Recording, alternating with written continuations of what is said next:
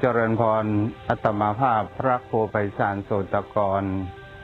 เจ้าอาวาสวัดทุ่งพระเกศตำบลหนองหานอำเภอสันทรายจังหวัดเชียงใหม่อยากให้ขอเชิญชวนศรัทธาญาติโยมได้ช่วยบำรุงพระพุทธศาสนาในการสร้าง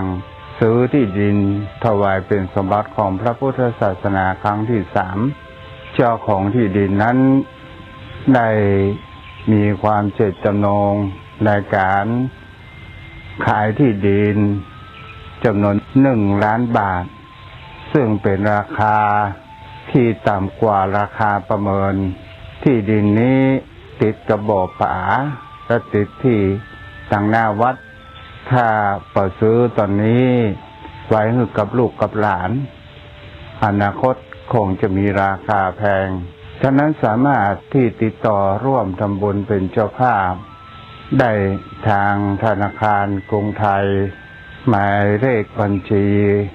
37507474747ที่ดินผืนนี้ถ้าบ่ซื้อในตอนนี้อนาคตต่อไปหน้าคงจะมีราคาแพงเพราะว่าที่ดินในระแวกตำบลหนองหานราคาประเมินอยู่ตารางวาละ10,000 บาทนี้ขอทางเจ้าของเปิ่นขายในต่างการทำบุญตัวขอเชิญชวนศรัทธาญาติโยมร่วมทำบุญด้วยกันเด้อวัดทุ่งพระเกศถึงอยู่ห่างไกลชายแดนระหว่างเขตติดต่ออำเภอสันทรายและอำเภอแม่ริมแต่มาห่างไกลจากจิตใจศรัทธาญาติโยมที่จะได้ร่วมทำบุญกันตามกำลังเด้อพระขออนุโมทนาบุญที่ศรัทธาญาติโยมได้ร่วมทำบุญในครั้งนี้ขอให้ท่านจงพบแต่สิ่งดีๆพบแห่งพระธรรมคำสอนของพระพุทธองค์ทุกภพทุกชาติมีเกิดมาชาติใดขอให้มีทรัพย์สินสมบัติอันเป็นที่ดินตลอดจนถึงมีแห่งอริยทรัพย์อันประเสริฐที่ติดตามไปทุกภพทุกชาติตลอดจนถึงเข้าสู่พระนิพพานแต่หันสัจธรรมขององค์สมเด็จพระสัมมาสัมพุทธเจ้าเทิน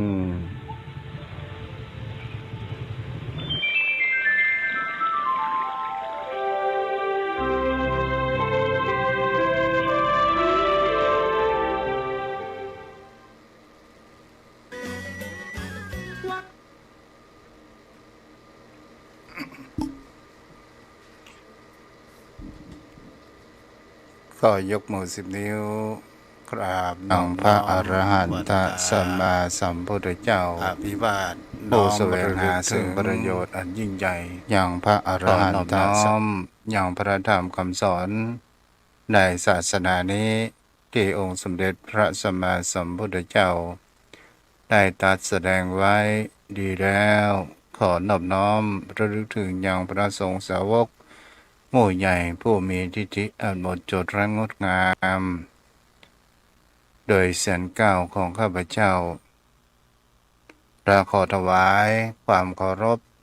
นอบน้อมไหว้สามายังครูบาอาจารย์พระเถระเจ้าพระภิกษุสงฆ์สามเณรพระสังฆาธิการสงฆ์สมณศักดิ์บัณฑิตนักปราชญ์ท่านผู้มีความรู้ทุกรูปทุกตนทุกองค์มาณโอกาสนี้ด้วยความเคารพและขอเจริญสุขเจริญธรรมมาอย่างปอออกไม่ออกศรัทธาอันมีโยมป่อโยมแม่ป่อหม่อนแม่หม่อนป่ออุ้ยแม่อุ้ยปีป่านะอาท่านผู้ฟังผู้มีบุญทุกท่านที่ติดตามรับฟังธรรมะยามแรงทางสถานีวิทยุเพื่อการศึกษาพระพุทธศาสนา 104.5 เมกะเฮิรตซ์โดยการส่งลิงก์สัญญาณไป ณสถานที่ตั้งสถานีวิทยุคือวัดไผ่หินตำบลสุเทพอำเภอเมืองจังหวัดเชียงใหม่โดยความเมตตาธรรมของท่านผู้อำนวยการสถานีวิทยุท่านอาจารย์พระครูสมุวิศวัตวรกิจโจผู้อำนวยการใจดีที่ได้มีการเผยแผ่มีความมุ่งมั่นได้คืออย่างตนตัวของอัตมาภาพพระครูไพศาลสุตากรเจ้าอาวาสวัดทุ่งปากเกร็ดตำบลหนองหานอำเภอสันทรายจังหวัดเชียงใหม่ได้มาอยู่เป็นประจำทุกวันพัดและวันศุกร์ในช่วงเวลาของ5 โมงถึง6 โมงโดยประมาณวันนี้ก็มาอยู่กับขันในตนตัวของอาตมาภาพนั้นออกในนามของคณะสงฆ์จังหวัดเชียงใหม่และในนามคณะสงฆ์อำเภอสันทรายได้รับมอบหมายจากหลวงพ่อท่านพระครูกุศลธรรมวิจัยเจ้าคณะอำเภอสันทรายและท่านพระครูพิพัฒน์ศิรสังวรรองเจ้าคณะอำเภอสันทรายฝ่ายเผยแผ่ได้มามอบหมายเผยแผ่ธรรมมามาจากกับโยมพ่อโยมแม่ท่านผู้ฟังและก็ขออนุโมทนาบุญคุณธรรมะสื่อข่าวชาวประชาโดยท่านพระครูอภิวัตวัฒนาวิกรมรองเจ้าคณะอำเภอได้ล่อได้มีความมุ่งหมายในการเผยแผ่เช่นเดียวกันวันนี้เราก็มาอยู่กับกันในช่วงแมลงของสุดท้ายของเดือนมกราคมพุทธศักราช2568จมพ่อโยมแม่สิ่งที่คุณเฮานั้นจะหันได้ว่าวันเวลานั้นมันผ่านไปเป็นสิ่งที่บางครั้งบางคราวเมื่อคนเฮานั้นมีความสุขเฮาก็หันว่าเวลานี้ผ่านไปได้เว่ยมากที่สุดแต่ถ้าว่าเวลาเฮามีความทุกข์มีความทรมานทางด้านร่างกายเฮาจะหันได้ว่าเวลานี้ผ่านจ้าแสนจ้าแต่ทุกสิ่งทุกอย่างมันก็ล้วนแล้วแต่เป็นสิ่งที่เป็นกฎของธรรมชาติเฮาบ่สามารถที่จะกำหนดกฎเกณฑ์มาให้วันเวลานั้นผ่านไปได้และเฮาบ่สามารถที่จะห้ามพระอาทิตย์มาให้รอบขอบฟ้าไปทิศตะวันตกชั้นใดเฮาก็บ่สามารถที่จะห้ามอายุขัยของคนเฮานั้นให้ล่วงโรยไปฉะนั้นเช่นเดียวกันฉะนั้นสดายญาติโยมพ่อโยมแม่ท่านผู้ฟังเวลาที่ของคนเฮานั้นยังเหลืออยู่ยังเฮามีลมหายใจอยู่จงทำสิ่งวันนี้ปัจจุบันนี้มีแต่ความสุขนั้นก็คือแห่งคำว่าความคิดบวกความคิดบวกนั้นก็หมายถึงคำว่าคิดดีทำดีและหาดี ก็จะทำให้จิตใจของเรานั้นมีความสบายและมีแห่งความปล่อยวางว่าชีวิตของคนเรานั้นเป็นไม้ใกล้ฝั่งมันก็เหลือน้อยไปลงทุกทีเอาไปต้องไปหวังในเรื่องแห่งความโลภในเรื่องแห่งคำว่าจะโรยต่างๆนานาเพราะว่าเวลาของคนเรานั้นเหลือน้อยไปลงทุกทีสิ่งที่คนเรานั้นแสวงหาก็คือทรัพย์ภายในทรัพย์ภายในก็คือการกระทำในสิ่งที่ดีเกิดขึ้นนั้นก็คือกายวาจาและจิตใจของคนเรานั้นตั้งอยู่ในแห่งคำว่าศีลธรรมก็จะก่อให้เกิดแห่งบุญญาทรัพย์เกิดขึ้นตลอดจนถึงในการทำบุญทั้ง3ประการมีทานเป็นต้นมีศีลและมีภาวนาเป็นที่สุด ฉะนั้นศรัทธาญาติโยมพระพุทธองค์นั้นก็ได้ยกย่องว่าบุญภาวนาเป็นบุญแห่งก่อให้เกิดแห่งปัญญาเมื่อเรามีปัญญาแล้วสามารถที่จะเข้าใจแห่งความทุกข์จะเข้าใจแห่งกฎเกณฑ์ของธรรมชาติของชีวิตตนตัวของคนเราเองในการดำรงชีวิตของคนเรานั้นมันมีหลากหลายเรื่องราวตั้งแต่เราเป็นเราอ่อนจนถึงเป็นผู้สูงอายุปัจจุบันก็ตามผู้คนนั้นที่เข้ามาในชีวิตตนตัวของคนเรามีมากมายทั้งคนดีและคนบดีทั้งคนที่โอ้อวดทั้งคนที่คนน้อมอ่อมถ่อมตนทั้งคนจริงใจและบ่จริงใจมีสิ่งหลากหลายเรื่องราวนี้ถือว่าเราก็ได้ลองศึกษาดูดีๆทุกสิ่งทุกอย่างเหล่านี้เรียกว่าตกอยู่กฎของพระไตรลักษณ์วันนี้ก็จะมีเรื่องปู่กับโยมพ่อโยมแม่ท่านผู้ฟังก่อนที่จะเข้าสู่ธรรมะนั้นวันนี้ขออนุโมทนาบุญแก่กับแม่วรีเกษมพันธ์ที่ได้นำมาอย่างพัฒหารเพนถวายพระภิกษุสงฆ์วัดทุ่งพระเกศขออนุโมทนาบุญขอให้มีสุขภาพร่างกายแข็งแรงโยมพ่อโยมแม่วันนี้ก็จะมาจ่ายเกี่ยวกับแห่งเขาว่าป้นเขาว่าเหนือฟ้ายังมีฟ้าเหนือคนยังมียอดคนเหนือยอดคนยังมีคนฉลาดเหนือคนฉลาดนั้นคือคนฉลาดที่แค่โง่ฉะนั้นเราอย่าประมาทในชีวิตเกิดขึ้นวันนี้ก็จะมาจ๋าเกี่ยวกับในความพุทธการศรัทธาญาติโยมทั้งหลายพระสมณโคดมหรือพระผู้มีพระภาคเจ้าองค์ศาสดาของเราศรัทธาญาติโยมทั้งหลายเราจะดูและสังเกตและศึกษาหันได้ว่าพระพุทธองค์นั้นเกิดอยู่ใน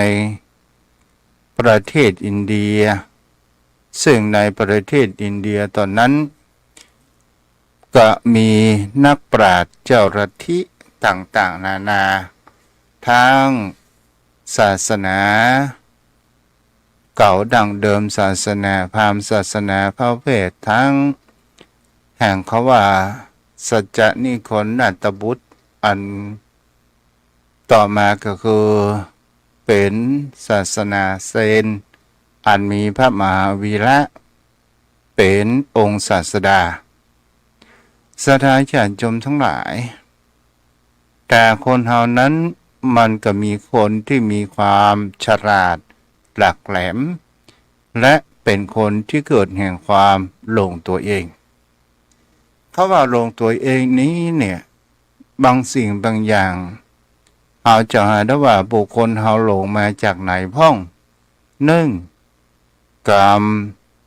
สรรเสริญความยกย่องแล้วบางครั้งบางคราวเมื่อมีอำนาจก็เกิดแห่งความเรื่องตัวเองต่างๆนานาในเมืองเวสาลีซึ่งปกครองไปโดยแห่งเจ้าฤศวี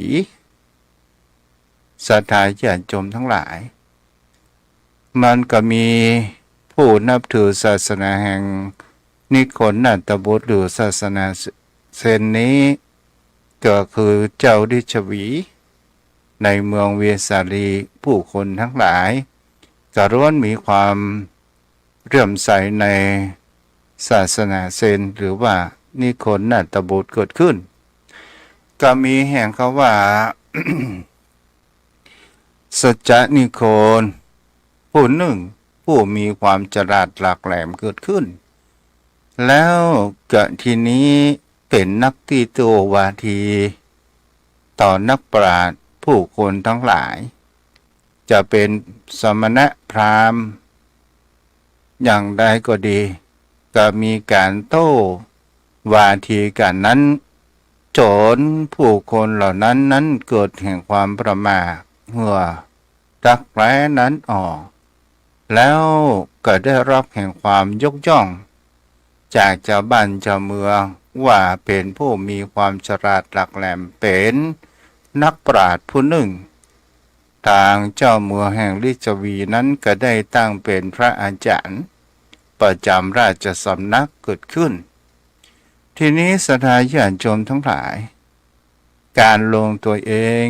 เป็นสิ่งที่บังคับบังคาวจะหาได้ว่าสัจจนิคนผู้นี้เนี่ยเป็นคนที่มีความหลงไหลตัวเองว่าเขานั้นรู้ทั้งศาสตร์และศีลต่างๆนานาเกิดขึ้นแล้วเขามีภูมิความรู้เต็มขี้ปุ่มเลยกลัวขี้ปุ่มแตกเลยเอาแผ่นเหล็กนั้นกอบมัดไว้เพื่อที่มันต้องแตกนี่ก็เป็นสิ่งที่จะหันได้ว่า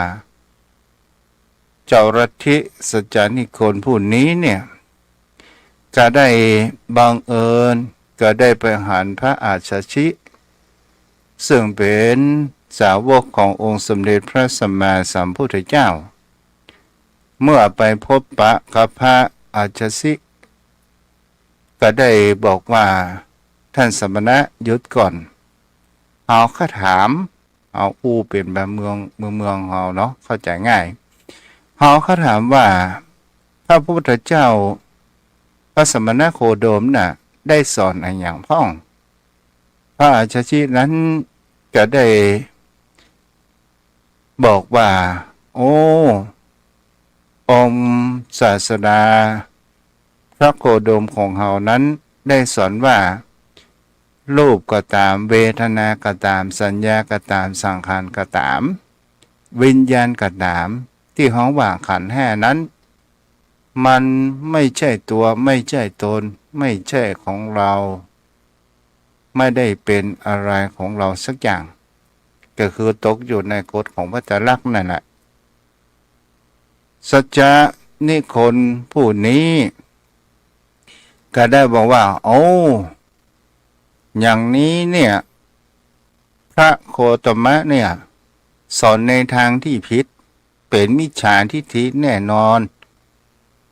ตอนนี้ท่านพักอยู่ที่ไหนก็บอกว่าพักอยู่ยังวัดป่าเชตวันศรัทธาญาติโยมทั้งหลายแล้วทีนี้พราหมณ์สัจจานิคนผู้นี้เนี่ยก็ได้บอกว่าฝากไปบอกพระโคดมโตยว่าสักวันหนึ่งเขาจะไปโต้วาทีครับพระองค์ศาสดาของท่านหรือว่าพระโคดมพระอาชชินั้นก็เมื่อเสร็จภารกิจก็ได้เดินกลับศรัทธาญาติโยมทั้งหลายวันเวลาผ่านไปคนเหล่านี้เปิ่นฮ้องว่าเมื่อความรู้ของตนเองก็มีความหลงไหลว่าตัวเองนั้นเป็นคนมีความฉลาดหลักแหลมมากกว่าคนอื่นนั้นเป็นคนโง่ไปเสียทั้งหมดและทีนี้เนี่ยเราจะหาได้ว่าเหนือฟ้ายังมีฟ้าเหนือคนยังมียอดคนเหนือยอดคนยังมีคนฉลาดเหนือคนฉลาดยังมีคนฉลาดที่เก่งมาโง่นี่แหละเป็นสิ่งที่บุคคลเฮานั้นบางครั้งบางคราวเฮาก็จะหันได้ว่าคนที่มีความรู้บางครั้งบางคราวก็หลงไหลตัวเองว่าตัวเองนั้นเป็นคนเก่งแล้วมายอมเปิดจิตเปิดใจทำตนตัวเป็นคนน้ำล้นแก้วเกิดขึ้นทีนี้สัจจนิคนผู้นี้เนี่ยก็ได้เข้าไปสู่สำนัก แห่งองค์พระสัมมาสัมพุทธเจ้าก็ได้เป็นสิ่งที่จะอ่านได้ว่า เข้าไปสู่สำนักแห่งองค์สมเด็จพระสัมมาสัมพุทธเจ้าแล้วก็เข้าไปนั่งที่สมควรอยู่ข้างหนึ่งแล้วก็ได้ถามอย่างพระพุทธเจ้าแล้วก็ได้ซักถามต่างๆนานาเกิดขึ้นก็ได้ถามว่าพระอาชชินั้นได้บอกให้กับเขาว่ารูปก็ตามเวทนาก็ตามสัญญาก็ตามสังขารก็ตามวิญญาณก็ตามหรือว่าขันธ์ห้าเนี่ยมันเป็นของบ่เที่ยงเป็นของบ่ใช่ตัวบ่ใช่ตนเป็นของที่ทนสภาพนั้นอยู่บ่ได้แม่นก่อท่านพระโคดมพระพุทธองค์นั้นก็ได้ตอบกับสัจจคณิคนผู้นี้ก็บอกว่าเป็นไปตามอย่างพระอาชชินั้นบอกสัตยาญาติโยมทั้งหลายแล้วทีนี้เนี่ยสัจจนิโคนก็ได้โต้ตอบกับพระอาชชิกับสัจจนิโคนว่ามันมีความขัดแย้งในแห่งคำว่าอุปมาโวหารเฮาว่าขันธ์ห้านี้เป็นของตนตัวของเฮาก็ได้ถามประการเช่นนี้ได้อู้จาตอบโต้กันพระพุทธองค์นั้นก็ย้อนถามว่าเดี๋ยวก่อนสัจจนิโคนเฮาขอถามว่ารูปเป็นตัวของตัวตนของท่านกะท่านมีอำนาจอยู่ในรูปนั้นหรือจงเป็นโดยความเป็นว่ารูปจะไปเป็นอย่างนี้เถิดจะไปเป็นอย่างนั้นเถิดเอาบังคับมันได้ก่อสัจจานิโคนนั้นจำต้องยอมรับว่าโอ้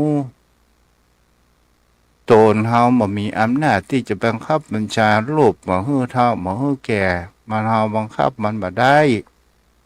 พระองค์ก็ซักถามไปแหมว่า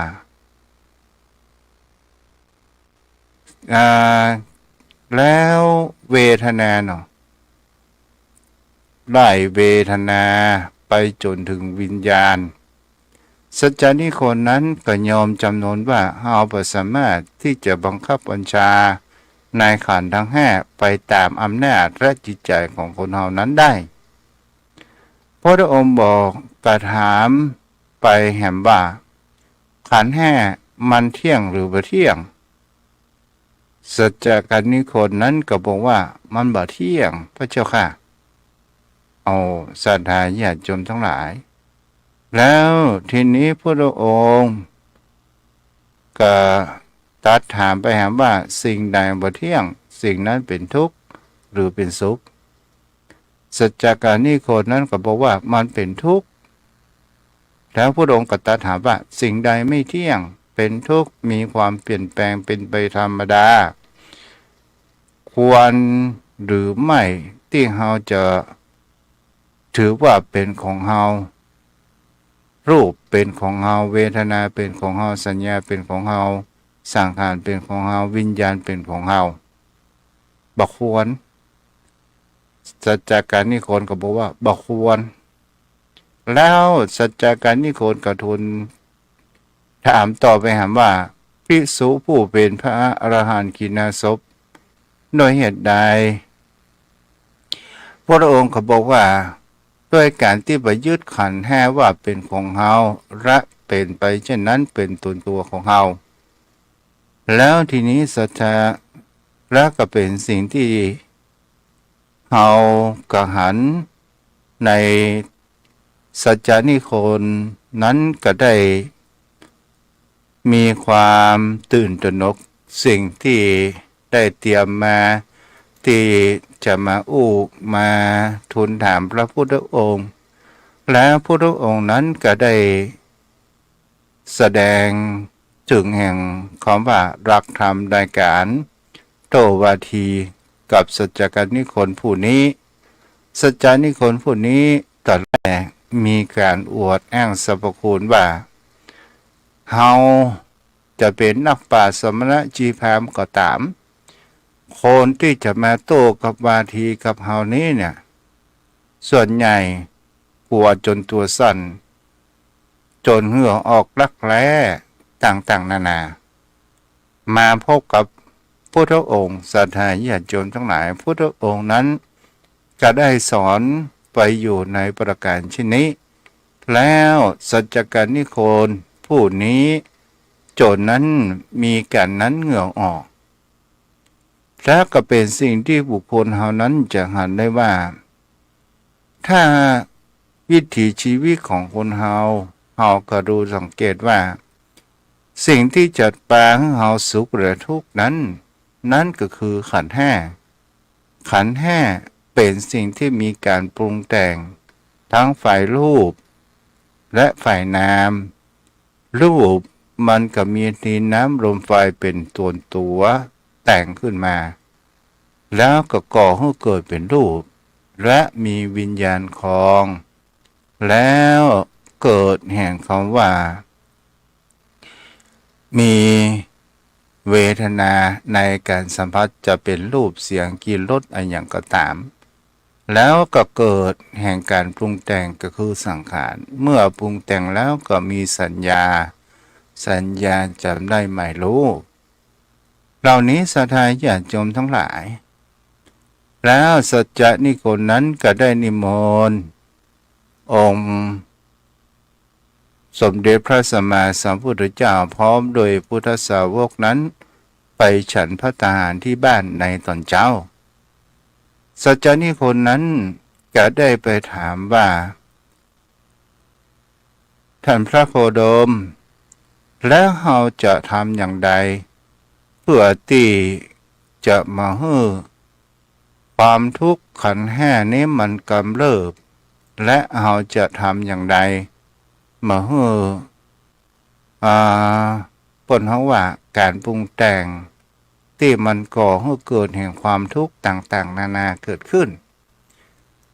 องค์พระศาสดาก็ได้ตัดย้อนถามไปว่า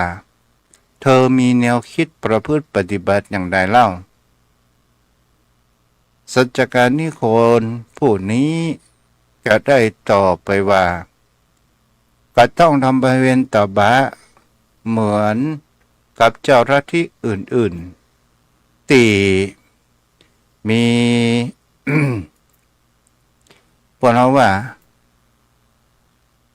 มีเจ้าลัทธิอื่นๆมีวัชชะโคตบุตรโคนันทิสารศรัทธาญาติโยมทั้งหลายและทีนี้ก็เป็นสิ่งที่ทำให้ ปนว่าต้องบำเพ็ญตบะมีการทรมานมีความสุดโต่งเผาผลาญกิเลสต่างๆนานาและทีนี้ศรัทธาญาติโยมทั้งหลายพระพุทธองค์นั้นก็บอกว่าการอบรมแห่งกายก็ตามจิตใจก็ตามมันถ้าอย่างนั้นเป็นทางที่บ่ถูกต้องศรัทธาญาติโยมทั้งหลาย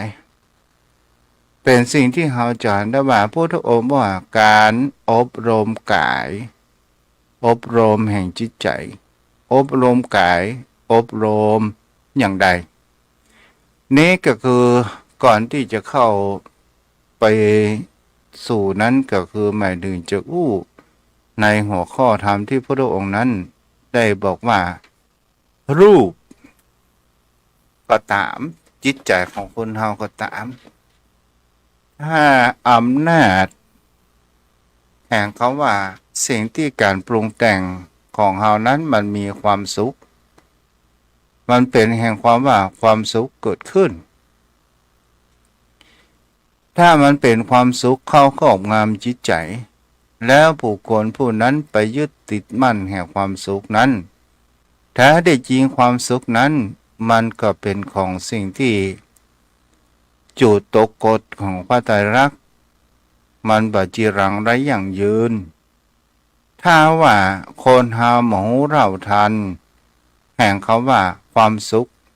ที่มันดับไปแล้วก็มีความทุกข์เข้ามาแทนที่ถ้าบุคคลผู้นั้นบ่รู้จักแห่งคำว่าความเปลี่ยนแปลงของความสุขและความทุกข์เพราะว่าความสุขมันก็เกิดขึ้นสักครู่สักเมื่อแล้วก็มีความทุกข์เข้ามาครอบงำจิตใจของคนเฮาเมื่อคนเฮานั้นหันแล้วว่าเป็นสิ่งที่บุคคลเฮานั้นควรที่จะอบรมแห่งจิตแห่งใจตนตัวของคนเฮาก็โดยการที่เฮาศึกษาเฮารู้ทานแห่งตัวปนห้องว่ามันเป็นไปธรรมดาของวิถีชีวิตของคนเฮาการเดียวมันก็สุขการเดียวมันก็ทุกข์ถ้าเฮารู้เท่าทันประการเช่นนี้ก็จะทำให้ตนตัวของผู้คนเฮานั้นรู้เท่าทันและเฮาจะมามีความทุกข์มากมายเกิดขึ้นแม้กระทั่งจิตใจของตนตัวของคนเฮาก็ตามถ้าเฮาศึกษาแล้วเฮาหันว่าความสุขและความทุกข์นั้นมันเป็นสิ่งที่ตกอยู่ในไตรลักษณ์ของพุทธองค์ที่พุทธองค์นั้นได้แสดงไว้ว่ากันเดียวมันก็สุขกันเดียวมันก็ทุกข์อย่างนี้เป็นต้นแล้วก็เป็นสิ่งที่จะหันได้ว่าและเราจะทำอย่างใดเล่าผู้อันเป็นสัจการนิโคนผู้นี้ก็ได้ว่ามันเราก็ต้องมีการอบรมกายอบรมแห่งจิตใจของคนเราในแห่งคำว่าพระอริยสงฆ์สาวกของเรานั้นได้อบรมทั้งกายและจิตใจแล้วความโศกความข่ำควรความรำไรพิภัยรำพันต่างๆนานาปานก็จะประเกิดขึ้นหากว่ามันไปเป็นตามธรรมชาติแต่บุคคลผู้บ่ได้อบรมแห่งจิตใจบุคคลผู้นั้นเมื่อโดนเหตุการณ์แห่งความทุกข์จนเป็นความพลาดพลาดหรือว่าสิ่งใดก็ตามที่เกิดขึ้นแล้วมันครอบงำจิตใจของเราและเรายอมสภาพรับความจริงบ่ได้ก็จะทำให้เรานั้นก่อให้เกิดแห่งความเศร้าโศกเสียใจพิภัยรำคาญข้ำควรตบอกที่หอว่าทุกขเวทนาแต่ถ้าว่าบุคคลผู้อบรมแห่งกายและใจบุคคลอันเป็นพระอริยสงฆ์สาวกของพระพุทธองค์หรือหมู่เฮาทั้งหลายก็ตามถ้าเฮาเรียนรู้และเฮาทำความเข้าใจมันเฮาก็จะมามีแห่งความเศร้าโศกจะมามีทุกขเวทนาเข้ามาในสิ่งในจิตในใจของเฮานั้นมากนักและมันจะมีอำนาจกับตนตัวของเฮาเกิดขึ้นมันมากนักสถานญาติโยมทั้งหลายแล้วการปวดห้องว่า และเราจะต้องทำอบรมแห่งจิตใจของบุคคลเฮานั้นเฮาก็คือหนึ่งคือการฟังนี่ก็คือการฟังก็ก่อให้เกิดแห่งความปัญญาและการปฏิบัติมันก็ก่อให้เกิดความรู้และเข้าใจอย่างสัจธรรมแห่งความเป็นจริงของธรรมชาติและเฮาก็จะปล่อยวางแห่งจิตแห่งใจว่านี้มันเป็นธรรมดานี่แหละศรัทธาญาติโยมทั้งหลายจะหันว่าสัจการนิโคนนี้ก็เลย มอบกายถวายชีวิตมีความเลื่อมใสต่อพระพุทธองค์พระโคดมของเฮาศรัทธาญาติโยมทั้งหลายต่อมาสิ่งที่คนเฮานั้นควรจะมีอยู่ในจิตในใจของคนเฮาอันในที่นี้มีธรรมอยู่5ประการที่จะทำให้กุศลของคนเฮานั้นจะมีอยู่ในจิตในใจของตนตัวของผู้คนเฮาในธรรมเหล่านี้พระพุทธองค์นั้นได้ตรัสกับภิกษุทั้งหลายอันเป็นบรรพชิตแต่เฮาสามารถที่จะเอามาสอนจิตสนใจของคนเฮานั้นได้ธรรมะที่มีความจะทำให้จิตใจของเฮานั้นมีกุศลหนึ่งมีศรัทธาในกุศลธรรมทั้งหลายหมายถึงเขาว่าเฮาศรัทธาในการสิ่งที่เป็นทานศีลและภาวนามีศรัทธาแนบแน่นในพระรัตนตรัยเกิดขึ้นมีศรัทธาแต่อย่าขาดปัญญาและสติมีศรัทธาแล้วเฮาศรัทธาในพุทธศาสนาถ้าเฮาศรัทธานอกศาสนาจะเป็นดังเรื่องทางด้านอิทธิฤทธิปาฏิหาริย์ต่างๆนานาอันนั้นเรียกว่าศรัทธาประกอบไปด้วยมิจฉาทิฏฐิมีความหลงผิดอันประกอบไปด้วยแห่งคำว่าโมหะเกิดขึ้นแต่เฮาศรัทธาในบุญกุศลว่าบุญกุศลนั้นมีจริงต่อมารักธรรมที่จะควรจะอยู่ประจำจิตของเรานั้นก็คือคำว่าหิริในกุศลธรรมทั้งหลายก็คือหมายถึงคำว่าเฮามีความละอายเกรงกลัวต่อบาปถ้าเฮามีแห่งรักหิรินี้แล้วมันก็ก่อให้เกิดเป็นการที่เฮานั้นมีศีลโดยอัตโนมัติมีหิริมีความละอายมีความละอายในการที่เฮาจะทำบาปทั้งต่อหน้าและรับหลังก็ตามเฮาละอายในการเล่าขวานนินทาคนอื่นเฮาละอายในสิ่งที่บ่ถูกต้องตามครองของธรรมเฮาละอายในสิ่งที่มันเป็นความชั่วเฮาจะประท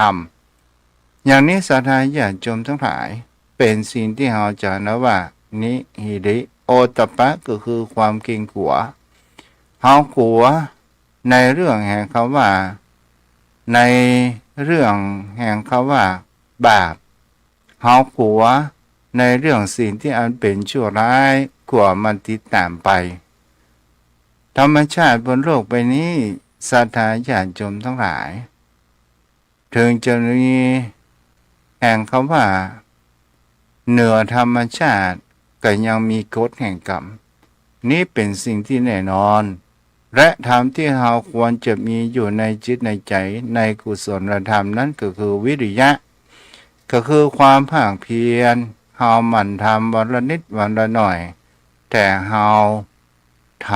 ำไปทีละน้อยแล้วมันก็ก่อให้เกิดแห่งคำว่านิสัยและอุปนิสัยติดตามมาเหมือนกับเฮาไปวัดไปวาวันใหม่ๆนั้นมันก็ฝืนจิตใจของคนเฮาก็ตามต่อมาก็คือปัญญาในกุศลธรรมปัญญาในที่นี้เป็นสิ่งที่คนเฮานั้นต้องการมากที่สุดเพราะว่าปัญญาเป็นทรัพย์สินที่โจรและผู้ร้ายบ่สามารถที่จะลักไปได้ปัญญาเป็นสิ่งที่เฮาจะอ่านได้ว่ามันสามารถรู้แก้ไขต่างๆนานาแม้จะเป็นความทุกข์ทางกายทางใจก็ตามถึงสิ่งที่สมหวังบ้องประสมหวังพ้องมันเกิดขึ้นหรือเกิดแห่งความพัดภาคเราจะมามีความพิภัยรำพันร้องไห้อันนี้ก็คือเป็นรักธรรมที่ได้อุจจาในวันนี้โยมพ่อโยมแม่ท่านผู้ฟัง วันนี้ก็ได้อู้มาพอสมควรวันนี้ต่างคุณโยมพี่สาววัสนากันทวีคนโนคุณโยมนุชรีเนาะโดนสูงเนินไม่ก็ถ้าอ่านผิดขออภัยคุณโยมจันจรัตน์ป้อนานอินสมป้อนานเจ็ดสีแล้วก็มีตางผู้ใช้เฟซบุ๊กว่าอ่อนแอก็แพ้ไปเอาละโยมพ่อโยมแม่ท่านผู้ฟังที่อยู่ทางบ้านใครจะได้สนทนาธรรมกันพ้องโยมพ่อโยมแม่ท่านผู้ฟังเด้ออาจจะร่วมทำบุญ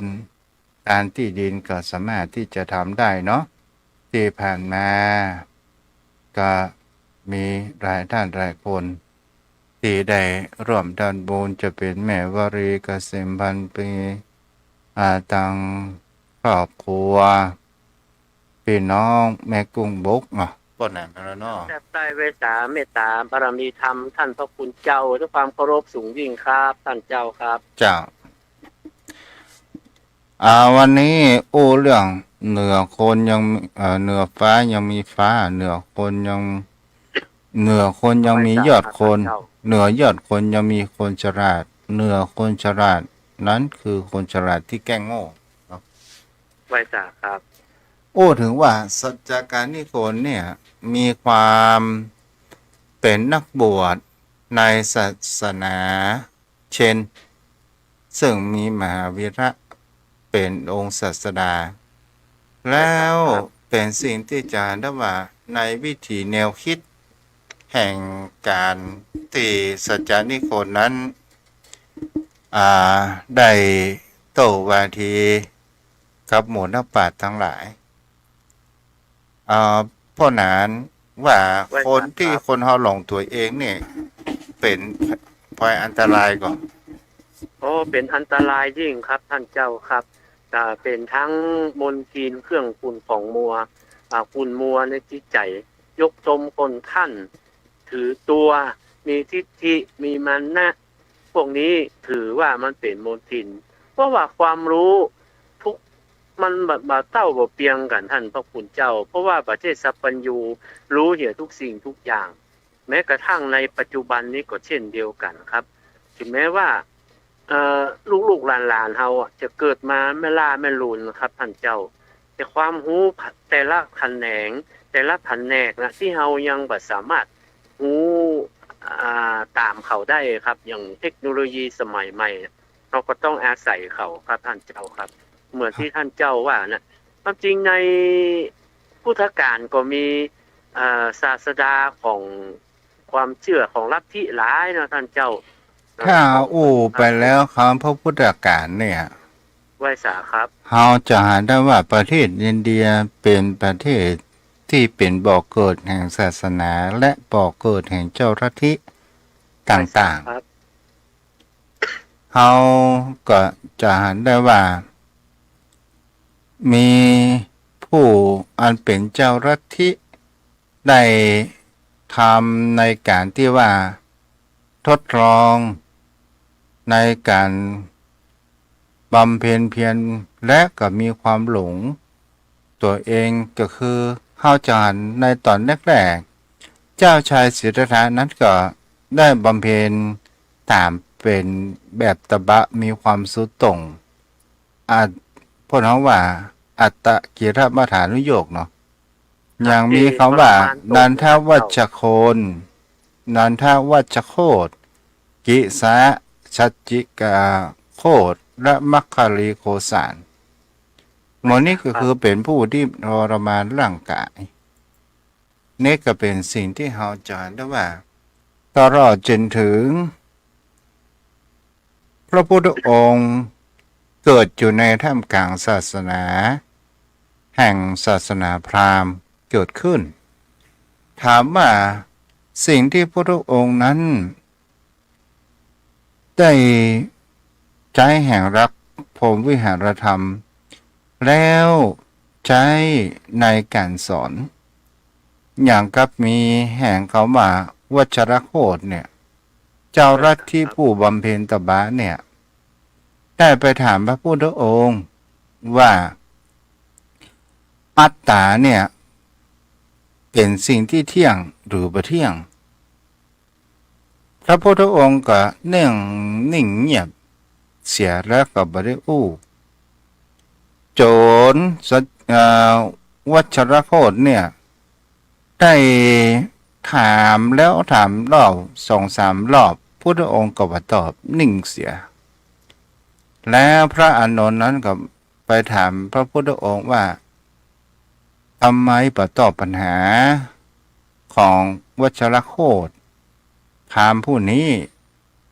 ปริพาชกผู้นี้ แล้วพระพุทธองค์ก็บอกว่าที่เฮานิ่งเงียบเฮาบ่ตอบ ถ้าว่าเฮาตอบว่ามีอัตตา ก็จะเข้าไปสู่แห่งเขาว่า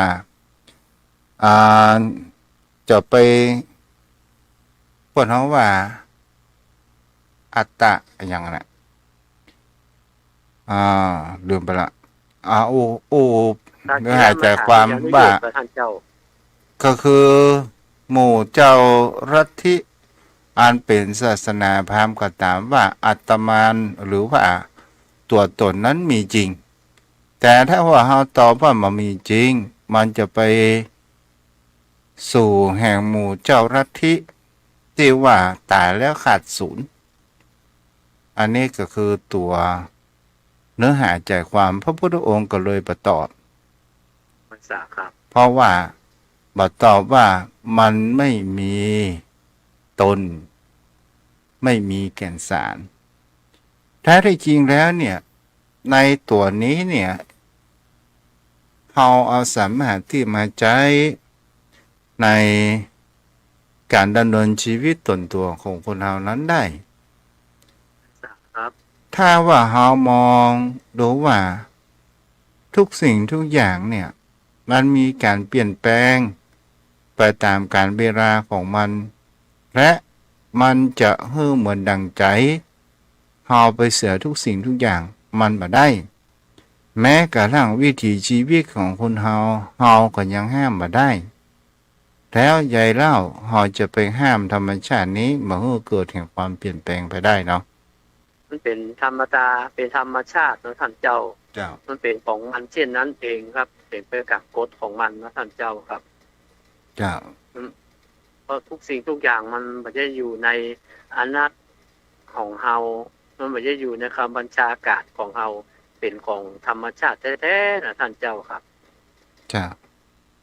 เพราะนั้นมาถามความรู้หน่อยเนาะไว้จ้าครับท่านเจ้าทำไมผู้คนเฮาบ่เลี้ยงผีวันพุธบ่เอาศพนอนไม้วันพุธบ่เผาศพวันพุธมันเป็นจะดื้อท่านเจ้านี่มันเป็นความเชื่อแต่ความเชื่อนี้ก็บ่ถือว่าเปิ้นผูกเปิ้นผิดนะเพราะเปิ้นเชื่อมาอย่างอันเพราะว่าธรรมดานี่พระเจ้าทรงนี่หรือว่าผู้ที่ถือทางด้านนี้ครับ ทางด้านเจ้าป่อเจ้าแม่นะครับเพื่อถือว่าวันพุธนี้เปิ้นเป็นวันที่เปิ้นหยุดเปิ้นบ่เลี้ยงผีเปิ้นบ่ทำของตามพิธีกรรมของเปิ้นนะครับและทีนี้เฮาก็ไปอิงไปเชื่ออิงมันมีเป็นบางบ้านเลยท่านพระคุณเจ้ามีเป็นบางบ้านครับที่ว่าเฮาก็ไปเชื่ออิงตามนั้นแต่เฮาก็มันความเชื่อมันเป็นสิทธิส่วนบุคคลถ้าเฮาว่าบ่ถูกมันก็จะเหมือนไปกล่าวว่าร้ายเปิ้นถ้าเฮาว่าถูกก็เหมือนกับเฮานี่ไปส่งเสริมเฮาก็ถือเป็นกลางๆนะท่านพระคุณเจ้าก็แล้วแต่มันเชื่อเรื่องเหตุด้วยผลหรือเชื่อตามๆกันมาเหมือนท่านเจ้าว่ากลามาสูตรต้องเอาหลักนั้นมาใช้ครับแล้วมันจะบอกได้ว่ามันถูกต้องหรือไม่ครับท่านเจ้าที่ท่านเจ้าถามว่าทำไมเปิ้นบ่เอาศพไปเผาวันพุธมาเลี้ยงผีวันพุธเพราะว่าเป็นความเชื่อของเปิ้นมันเปิ้นเชื่อแบบเปิ้นถามพระเจ้าทรงเปิ้นทำอย่างนั้นครับท่านเจ้าก็เลยคนที่มีจิตใจ เขาจะว่าโน้มเอียงหรือศรัทธาในด้านนั้นก็จะเชื่อไปตามนั้นครับท่านเจ้าครับ เจ้า แต่มันก็จะหายไปครับท่านเจ้า เพราะว่ามันแบบได้อยู่ในหลักคำสอนมันแบบได้อยู่ในหลักศาสนาที่มันเป็นรูปธรรมท่านเจ้ายุคการต่อมาเปลี่ยนแปลงไปครับ มันก็จะเปลี่ยนแปลงไปตามยุคตามกาลท่านพระคุณเจ้าไหว้สาครับ เจ้า และอนุโมทนาพี่สมสายเขียวดี เอามาถามนี่แหมกำเพิ่นนั้น ไหว้สาครับท่านเจ้า ลองเข้านี่เปิ้นบดีเตแปลงบ้านก็ว่าอย่างได ผมเคยกระถามเปิ้นว่าลองเข้านี่มันมันเป็นกายของข้าวเปลือก เวลาเอามาแป่งห่อแป่งเฮือนเนี่ย มันแบบหมดความกายมันให้เฮาอยู่แล้ว มันคันเนื้อคันตัว อันนี้ก็เป็นเหตุผลอย่างหนึ่งเหตุผลประการหนึ่งเพื่อว่าข้าวนี่มันเป็นของสูงของที่เปิ้นถือว่ามันเลี้ยงชีวิตของเฮาเปิ้นเอาเป็นโดยเฉพาะของเปิ้นเป็นเฉพาะกรณีไว้ข้าวถ้าเตมาแล้วเอามาแป่งห่อแป่งเฮือนได้ย่ำได้เตียวได้อยู่กับปืนที่มันต่ำมันบ่เหมาะสมสมควรก็คือเหตุผลจากนี้นะท่านเจ้าครับ แล้วบดีเอาอย่างก็ไปแปลงข้ามบ้านข้ามจองอย่างไรมาครับบอกเข้าใจเด้อเพิ่นน่ะตัวนี้ ข้ามบ้านนี่ไม้หรือเปล่าท่านเจ้า ไม้จ้ะไม้ อ๋อไม้นี่ที่เปิ้นว่าไม้ปีสองนางไม้ตะเคียนอย่างเงี้ยครับ อ๋อ เป็นไม้ที่เกิดบาดีเอามาแปลงห่อแปลงเฮือนเนี่ย มันมีอาจจะเป็นความเชื่อเนาะที่ว่ามันมีผีสองนางสิงอยู่ถ้ามาเข้าหอเข้าเฮือนมันจะอยู่บ่ม่วนเนี่ยครับ ภาคกลางภาคกลางนี่จะถือไม้ตะเคียนเนาะ ครับใช่ครับท่าน ภา เจ้า คเหนือนี่จะถือไม้สองนางเนาะ ไม้สองนางท่านเจ้า แต่ไม้สองชนิดนี้มันก็มีลูกค้าเทวดาเหมือนกันเนาะ ใช่ครับพูดถึงเทวดาสิ่งสถิตนั่นมันก็มีท่านพระคุณเจ้า แต่ว่าถ้าเปิ้นเอามาแปลงอย่างอื่นเกี่ยวกับวัดกับวาอย่างนี้เปิ้นก็บ่ถือว่ามันเป็นสิ่งที่อุบาทหรือว่าอัปมงคลหรือว่าคึดอย่างเพราะว่ามาใช้กับวัดกับวาท่านพระคุณเจ้าส่วนมากแล้วอย่างหอเฮือนอย่างคนตะกอนนะที่เปิ้นว่าโอ้หอมันเฮือนมันเป็นเฮือนสุดเจนนี่คือคนตายโมดเนี่ยหรือว่าคนมัดคอตายท่านพระคุณเจ้าเพื่อก็จะยกคือวัดเถียเพิ่นเบาเลยเอาคือวัดแต่เพิ่นจะไปแปลงอย่างเจ้ท่านเจ้า คำว่าบ้านสุดเจนโคนนี่หมายถึงคำว่าบ่มีผู้สืบทอด เนาะ ไว้สาครับเฮือนสุดเช่นนี่คือเฮือนมันมีไผสืบท่านเจ้ามันตึกแล้วมันตึกไปมันหมดเจนแล้วครับเพราะว่าเพิ่นบ่มีลูกมีเต้าเพิ่นเอาสายตรงนะท่านเจ้า เจ้า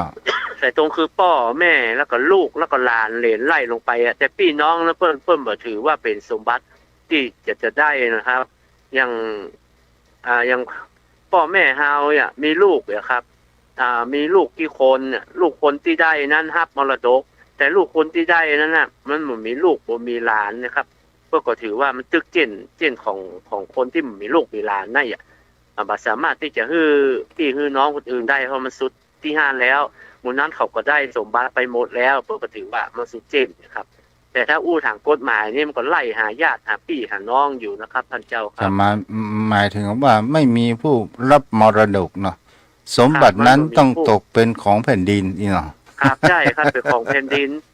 นอกเสียจะว่าเมื่อ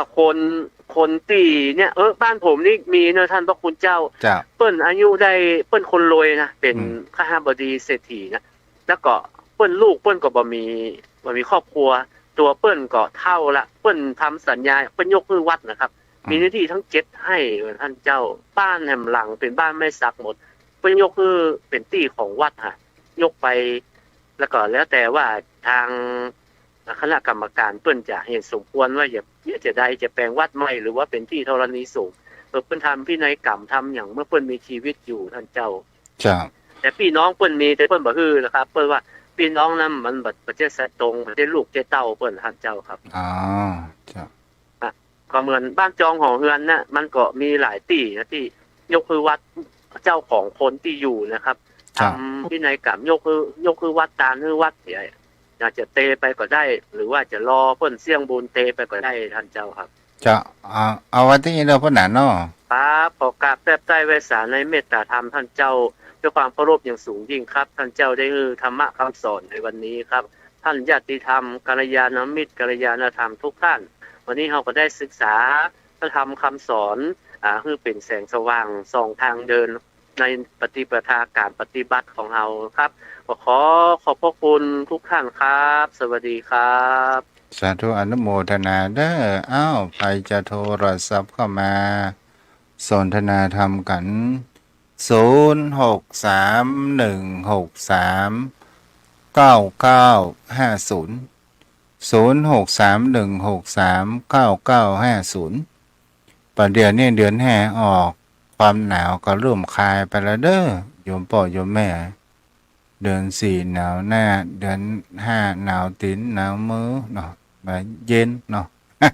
มาหนาวเย็น06316399500631639950เจริญพรแม่ปิดวิทยุอู้ตังโทรศัพท์เด้อ โทรหาตู้เจ้านะ ฮัลโหลนั่นเตอะแม่นวลยอดคำปานเนาะอ้าวใครจะโทรศัพท์ก็มา0631639950ปั่นคนน้อยเนาะโทรศัพท์มาขอปิดวิทยุเด้อเพราะว่าเสียงมันดีเลย์กันเนาะ0631639950วันนี้วันศุกร์วันพุธวันเสาร์เนาะที่1กุมภาพันธ์พุทธศักราช2568เดือนมกราคมปี68ก็จะหมดไปแหมแล้วเหลือแหม11เดือนก็จะสิ้นปีแหมแล้วนะ เจริญพร เจ้า เจ้าแม่ อุ้ยใครถามว่าตึงวันน่ะอุ้ยใส่บาตรธรรมยุทธ์แต่เปิ้นแบบปานปอนนะอุ้ยสับเตือน่ะมันได้บุญขาตัวหา บุญมันอยู่ที่เจตนาแม่ เจ้า ถ้าเฮาใส่บาตรแล้วถึงเปิ้นบ่ปั่นปอนมันก็บ่ผิดเนาะเพราะว่า เปิ้นเป็นธรรมยุทธ์เปิ้นบ่ค่อยปานปอนเนาะเปิ้นก็ไปแล้วก็ไปอย่างเงี้ย อีแม่ใส่แล้วก็อีแม่ก็มากวดน้ำเอาคนเดียวเด้อเพราะว่าสุกิโตโหมิเฮาใส่บาตรด้วยเจตนาด้วยความตั้งใจอีแม่บ่ต้องไปยึดมั่นถือมั่นในเรื่องคำปอน จ้า ปอนนะหาได้อยู่แล้ว แม่ว่าใส่บาตรแบบปานปอนสักเตือมันจะได้บุญไหวแม่ก็ใครถามตู้หวยแค่ บุญอยู่ที่ใจแม่ เจ้า จ้าบุญรักษาเด้อ เจ้า จ้ะเอาละหมดเวลาแล้ว เอาไว้ปะกันในติดหน้าเนาะบุญกินบุญทานรักษาเด้อโยมพ่อโยมแม่มีสุขภาพร่างกายแข็งแรงเหมือนกันทุกผู้ทุกคนอายุวโนสุขัง